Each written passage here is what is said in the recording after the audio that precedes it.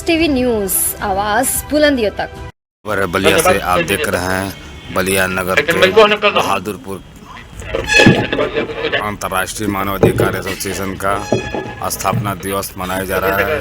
खबर है बलिया से, उत्तर प्रदेश बलिया, जिसके अध्यक्ष डॉक्टर आर प्रसाद, क्रियाध्यक्ष और कार्यक्रम के मुख्य अतिथि डॉक्टर अभिषेक कुमार मिश्र, कार्यकारी सदर बलिया एवं हमारे बीच माननीय प्रमोद शंकर पांडे आए हुए मुख्य अतिथि आचार्य हिंदी विभाग जनसंपर्क डॉक्टर अभिषेक कुमार मिश्र, खबर विजया वर्मा, उत्तर प्रदेश बलिया, श्री तारकेश्वर मिश्र जी एवं वरिष्ठ एडवोकेट श्री राजेंद्र, मानवाधिकार कार्यकर्ता एवं मानवाधिकार से जुड़े सभी व्यक्तियों का हार्दिक अभिनंदन और वंदन करता। आपने इतना समय दिया, मैं आपको हृदय से धन्यवाद देता हूं। कार्यक्रम को आपने सफल बनाने में सहयोग किया। इसी के साथ मैं सबका आभार व्यक्त करते हुए सभा के समापन की घोषणा करता हूं। जय हिंद, जय भारत। अध्यक्षता करते हुए अध्यक्ष डॉक्टर आर प्रसाद जी, मुख्य अतिथि के रूप में उप मुख्य चिकित्साधिकारी डॉक्टर अभिषेक कुमार मिश्र जी, विशिष्ट अतिथि के रूप में प्रोफेसर प्रमोद शंकर मिश्र जी, माननीय श्री तारकेश्वर मिश्र जी,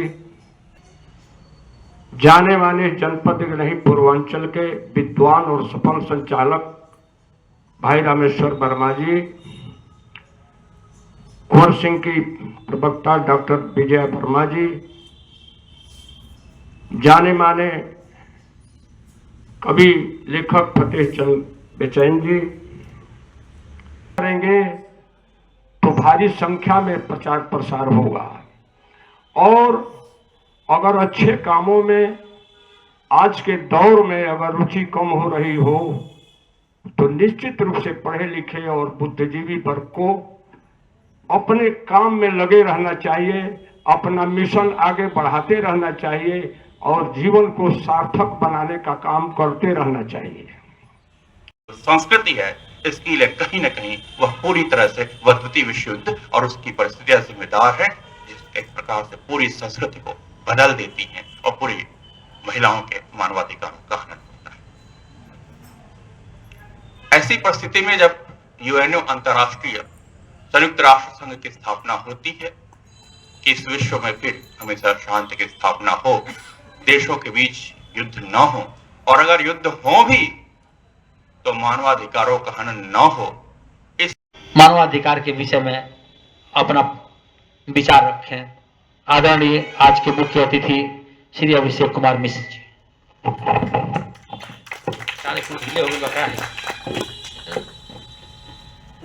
मंचासीन अंतर्राष्ट्रीय मानवाधिकार एसोसिएशन शाखा बलिया के अध्यक्ष डॉक्टर आर प्रसाद जी, विधि सचिव श्री तारकेश्वर मिश्र जी, वरिष्ठ अधिवक्ता श्री राजेंद्र जी,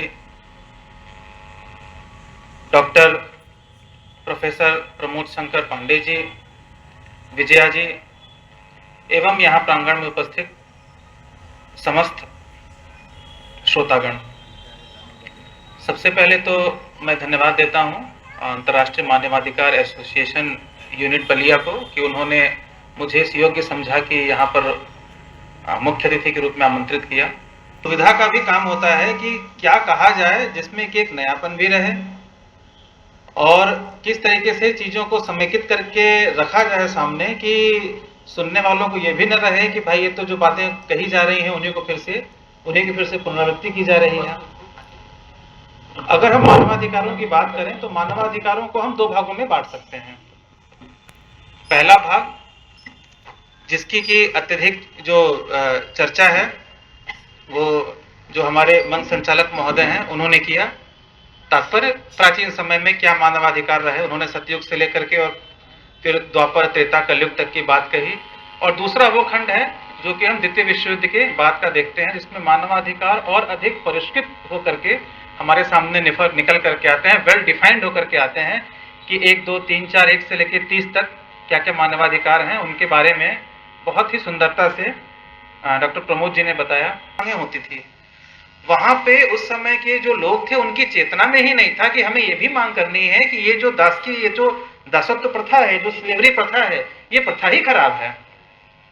इसी तरीके से 1857 की क्रांति के बाद से अगर आप भारतीय आजादी के इतिहास को देखें तो जो प्रारंभिक मांगे हुआ करती थी वो ये नहीं होती थी जो भारत छोड़ो, वो प्रथा ये होती थी कि नहीं साहब, जो अंग्रेज भारत की व्यवस्था चलाते हैं उसमें हमें भी पर्याप्त प्रतिनिधित्व दिया जाए। तो बाद के दिनों में धीरे धीरे ये अवधारणा इवॉल्व हुआ कि नहीं, हमको जो है संपूर्ण आजादी लेनी है, हमको पूरी तरीके से ही अपना स्वयं का शासन तंत्र लेना है।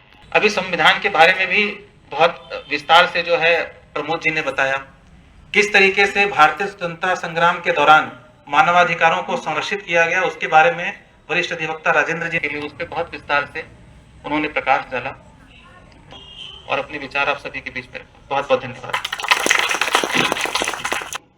वो 4 लाउड स्पीकर तो हम 6 लाउड स्पीकर, इस परंपरा से निकल जाए और अपने आप को मनाएं कि हमको क्या चाहिए और हम दूसरों को क्या दे रहे हैं, तो निश्चित रूप से मानवाधिकारों का संरक्षण होगा। अब मैं डॉक्टर आर प्रसाद साहब से निवेदन करूंगा कि वो आए हुए अतिथियों को धन्यवाद देते हुए सभा की समाप्ति की घोषणा करें, और उसके पहले आप आगे आइए। अध्यक्ष और आज के कार्यक्रम के संयोजक डॉक्टर आर प्रसाद साल और डायरी देकर सम्मानित करेंगे।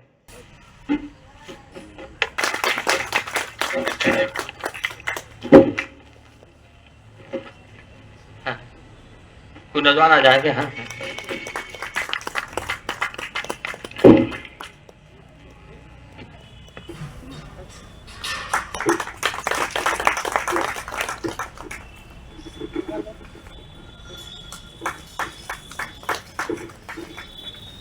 सलाहकार एडवोकेट